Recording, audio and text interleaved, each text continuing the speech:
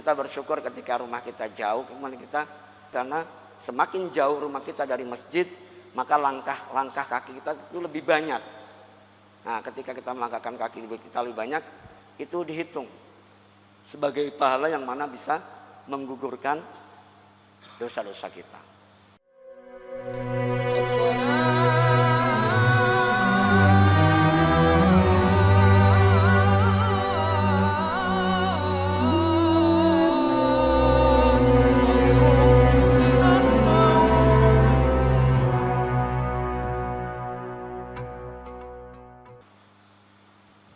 Bismillahirrahmanirrahim.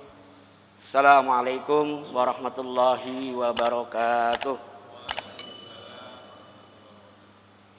Innal hamdalillahi nahmaduhu wa nasta'inuhu wa nastaghfiruh wa nu'minu bihi wa natawakkalu alaihi wa na'udzu billahi min syururi anfusina wa min sayyiati a'malina. May yahdihillahu fala mudhillalah wa may yudlil fala hadiyalah.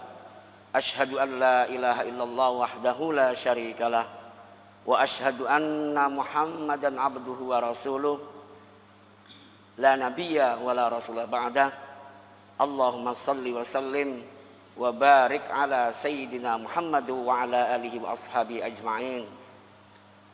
Qala Allah ta'ala fil Qur'anil Karim ba'da a'udzu billahi minasyaitonir rajim. Bismillahirrahmanirrahim. Faman ya'mal mithqala dzarratin khairan yarah wa man ya'mal mithqala dzarratin syarran yarah. Wa qala Rasulullah sallallahu alaihi wasallam, salasun munjiyat wa salasun muhlikat wa salasu darajat wa salasu kaffarat. Fa ammal munjiyat fa khasyatullahi ta'ala fi sirri wal alan wal qasdu fil faqri wal ghina wal adlu fil ridha wal ghadab. Wa ammal muhlikat fasyuhun syadid wa hawan muttaba wa i'jabur rajul binafsih ila akhiril hadis atau kama qala Rasulullah sallallahu alaihi wasallam. Bapak Ibu hadirin hadirat yang dimuliakan Allah Subhanahu wa taala, alhamdulillah, mari terus kita panjatkan syukur kita kehadirat Allah Subhanahu wa taala atas segala nikmat dan karunia-Nya yang telah Allah anugerahkan kepada kita. Terus lagi dan lagi kita bersyukur karena Allah menjanjikan kepada kita, apabila kita bersyukur, Allah akan menambahkan kenikmatan kepada kita. Dan alhamdulillah pada saat ini dengan izin Allah Subhanahu wa taala kita dapat melaksanakan puasa Ramadan, dan pada hari ini kita telah memasuki 10 yang kedua di bulan Ramadan, yang mana diturunkan maghfirah oleh Allah Subhanahu wa taala. Bapak Ibu sekalian yang dimuliakan Allah Subhanahu wa taala, Rasulullah sallallahu alaihi wasallam telah menyampaikan sabdanya yang berkaitan dengan 3 hal yang bisa menyelamatkan manusia dari siksa Allah. Kemudian ada 3 hal yang dapat membinasakan manusia. Kemudian ada 3 hal yang dapat meninggikan derajat manusia di sisi Allah. Dan 3 hal yang terakhir adalah yang dapat menghapus dosa manusia. Apa kata Rasul? Salasun munjiyat, 3 hal yang dapat menyelamatkan manusia dari siksa Allah. Yang pertama adalah khasyatullahi ta'ala fis sirri wal alam, yaitu takut kepada Allah di dalam keadaan sepi maupun di dalam keadaan yang ramai. Ini adalah ciri orang yang betul-betul benar imannya, kuat imannya. Mengapa? Karena biasanya orang dalam keadaan sepi itu sering melakukan perbuatan maksiat kepada Allah karena merasa tidak ada yang melihat. Namun yang bisa menyelamatkan manusia, rasa takut itu kapanpun, baik sepi maupun ramai, dia tetap takut kepada Allah karena Allah memperhatikan dia kapanpun dan dimanapun.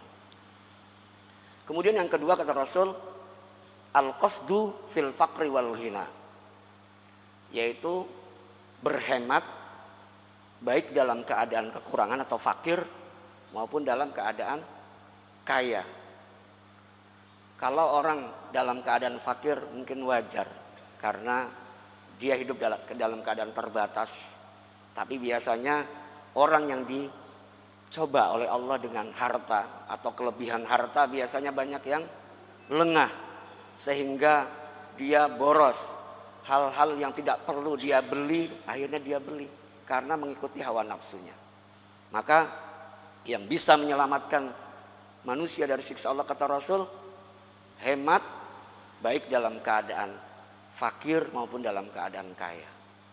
Kemudian yang ketiga kata Rasul, al-adlu fir ridha wal ghadab, bisa bersikap adil baik dalam keadaan ia ridho maupun dalam keadaan marah. Dalam keadaan ridho bisa berbuat adil, suatu hal yang wajar.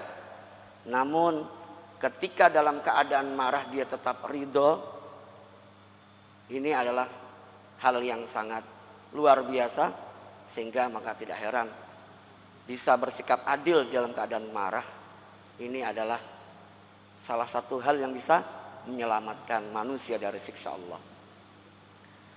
Kemudian kata Rasul, 3 hal yang dapat membinasakan manusia. Yang pertama, syuhun syadid. Apa itu syuhun syadid? Yaitu bakhil yang teramat sangat. Kapan orang disebut bakhil? Ketika dia tidak menunaikan hak Allah dan tidak menunaikan hak orang lain. Sebagaimana kita ketahui, Allah menganugerahkan kepada kita harta. Maka sebenarnya di dalam harta kita itu ada hak Allah dan hak orang lain. Contohnya adalah di dalam bulan puasa kita diwajibkan mengeluarkan zakat fitrah. Kemudian di waktu yang lain minimal dalam 1 tahun kita mengeluarkan zakat harta kita.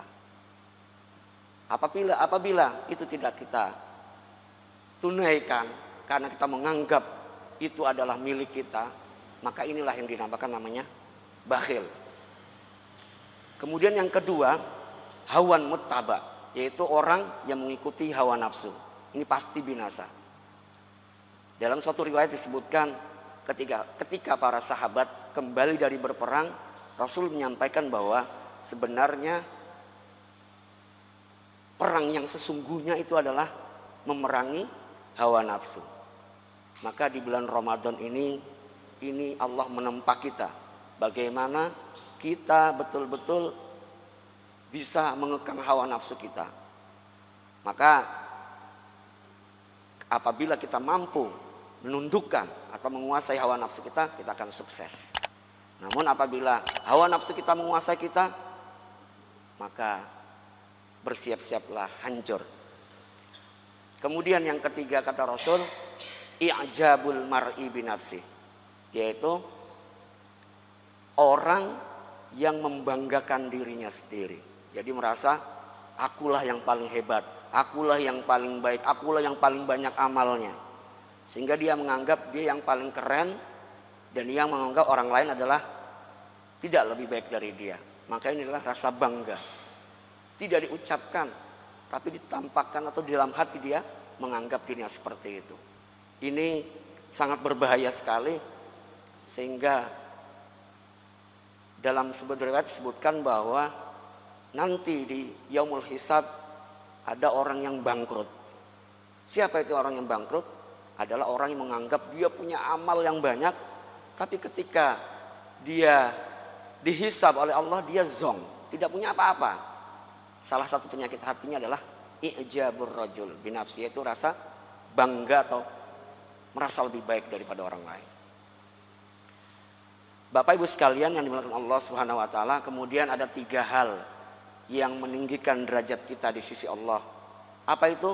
Yang pertama adalah ifsya'us salam, yaitu menyebarkan salam. Masya Allah, dalam Islam kita mengenal ucapan salam. Ucapan salam bukan hanya sekedar ciri orang Islam, tapi ternyata di balik itu adalah ada doa. Assalamualaikum warahmatullahi wabarakatuh. Kemudian mengucap salam hukumnya sunnah. Namun ketika kita mendengar ada orang mengucapkan salam, kita wajib menjawabnya. Maka secara tidak langsung mengucapkan salam ini memiliki keutamaan yang luar biasa dalam Islam. Kita ucapkan salam kita kepada saudara kita yang muslim, baik kita tidak kenal maupun apalagi yang kita kenal. Nah, sehingga ini tanpa terasa inilah nanti akan meninggikan derajat kita di sisi Allah. Kemudian yang kedua, it'amut ta'am, memberi makanan. Di sini disebutkan memberikan makanan kepada tamu yang datang ke rumah kita, kemudian memberikan makan kepada saudara-saudara kita yang dalam keadaan lapar. Di dalam bulan Ramadan ini kesempatan kita untuk ada rasa empati atau rasa kita ini jiwa sosial kita dimunculkan, dilatih oleh Allah di dalam bulan puasa. Kita memperhatikan saudara-saudara kita. Jangan sampai kita tidak tahu samping kiri kanan kita ada yang kelaparan, kita tidak tahu. Masya Allah, ini dengan puasa bulan Ramadan ini bagaimana menumbuhkan rasa itu atau rasa kita memperhatikan saudara-saudara kita. Kemudian yang ketiga kata Rasul yang bisa meninggikan derajat kita di sisi Allah adalah wassalatu bil laili wan nasu niyam. Apa itu? Salat di mana ketika orang-orang sedang tidur, yaitu salat tahajud. Ini sebagaimana janji Allah Subhanahu wa taala dalam Al-Qur'an, wa minal laili fatahajjad bihi nafilatan lak asa ayyab'atsaka rabbuka maqaman mahmuda. Ternyata betul bahwa Allah menjanjikan barang siapa yang tahajud atau sholat tahajud, maka Allah akan menempatkan dia di tempat yang tinggi atau yang terhormat, maqaman mahmuda, tempat yang baik. Kemudian 3 hal yang terakhir yaitu yang bisa menggugurkan dosa. Dalam hal ini dosa yang kecil otomatis, karena dosa yang paling besar itu adalah syirik. Di sini adalah dosa yang kecil. Apa itu? Yang pertama isbaghul wudu fis sabarat, yaitu menyempurnakan wudu dalam keadaan yang sangat dingin. Alhamdulillah pada saat ini kita dalam keadaan biasa saja, maka apalagi dalam keadaan seperti ini, sempurnakan wudu kita. Jangan terburu-buru. Apalagi rukun wudu kita jangan sampai ada 1 titik saja yang belum terbasuh, atau ada hal yang menghalangi wudu kita, maka kita perhatikan. Nah, kemudian apalagi dalam keadaan dingin, ini yang mempunyai fadilah kalau kita sempurnakan. Kemudian juga sunah-sunah wudu kita kerjakan dengan baik atau dengan sempurna. Kemudian yang kedua yang bisa menggugurkan dosa, naklul aqdam ilal jamaat, yaitu melangkahkan kaki kita menuju sholat berjamaah. Dalam hal ini otomatis di masjid, ya, di masjid di awal waktu, terutama khususnya bapak-bapak. Dan jangan sampai kita mengeluh ketika waduh rumah saya jauh. Justru sebaliknya kita bersyukur ketika rumah kita jauh. Kemudian kenapa kita lebih bersyukur? Harusnya lebih bersyukur karena semakin jauh rumah kita dari masjid, maka langkah kaki kita itu lebih banyak. Nah, ketika kita melangkahkan kaki kita lebih banyak, itu dihitung sebagai pahala yang mana bisa menggugurkan dosa-dosa kita. Kemudian yang terakhir yang bisa menggugurkan dosa adalah intizarus shalah ba'da shalah, yaitu menunggu datangnya sholat setelah sholat yang sebelumnya kita kerjakan. Contohnya tadi alhamdulillah kita sudah mengerjakan sholat subuh, maka setelah sholat subuh kita niat untuk menunggu sholat zuhur. Meskipun nanti kita mengerjakan tugas kita apa saja, mau bekerja, kesibukan apapun lainnya, Maka niat yang kita ucapkan tadi dalam hati kita menunggu datangnya sholat subuh antara subuh sampai zuhur, maka waktu-waktu ini adalah kafarah buat kita. Demikian juga setelah sholat zuhur kita niat menunggu datangnya asar. Setelah asar kita menunggu datangnya maghrib. Setelah maghrib selesai kita niatkan untuk datangnya sholat isya. Maka insya Allah di antara waktu-waktu sholat itu adalah merupakan kafarah buat kita. Sehingga insya Allah karena kita adalah makhluk yang tidak akan pernah terbebas dari yang namanya dosa, maka itu nanti akan jadi kafarah atau penghapus dosa-dosa kita. Bapak Ibu sekalian dan dimuliakan Allah Subhanahu wa taala, demikianlah apa yang dapat kami sampaikan. Semoga bermanfaat. Wallahu a'lamu bishawab. A'udzu billahi minasyaitonir rajim. Bismillahirrahmanirrahim. Alhamdulillahirabbil alamin. Hamdan yuwafi ni'amahu wa yukafi'u mazidah. Ya Rabbana lakal hamdu kama yanbaghi li jalali wajhikal karim wa 'azimi sultanik. Allahumma shalli ala sayyidina Muhammad wa ala alihi wa sahbihi ajma'in. Rabbana zalamna anfusana wa illam taghfir lana wa tarhamna lanakunanna minal khasirin. Allahumma inna ala dzikrika wa syukrika wa husni ibadatik. Allahumma sallimna wal muslimin min afatid dunya wa min azabil akhirah wa min fitnatihima wa baliyatihima wa fadihatihima innaka ala kulli syai'in qadir. Allahumma sallimna li Ramadan wa sallim Ramadana lana wa tasallamhu minna mutaqabbala. Allahumma rzuqna lailatal qadri wa thawabaha warzuqna lailatal qadri wa hikmataha warzuqna lailatal qadri wa fadailaha warzuqna lailatal qadri wa haqiqataha bi rahmatika ya arhamar rahimin. Rabbana taqabbal minna salatana wa siyamana wa qiyamana wa ruku'ana wa sujudana wa takhasyu'ana wa tadarru'ana wa ibadatana kullaha wa tammim lana taqsirana ya arhamar rahimin. Rabbana atina fid dunya hasanah wa fil akhirati hasanah wa qina adzabannar. Wa sallallahu ala sayyidina Muhammadin nabiyil ummi wa ala alihi wa sahbihi wa baraka wa sallam. Subhana rabbika rabbil izzati amma yasifun wa salamun alal mursalin walhamdulillahi rabbil alamin. Wassalamualaikum warahmatullahi wabarakatuh.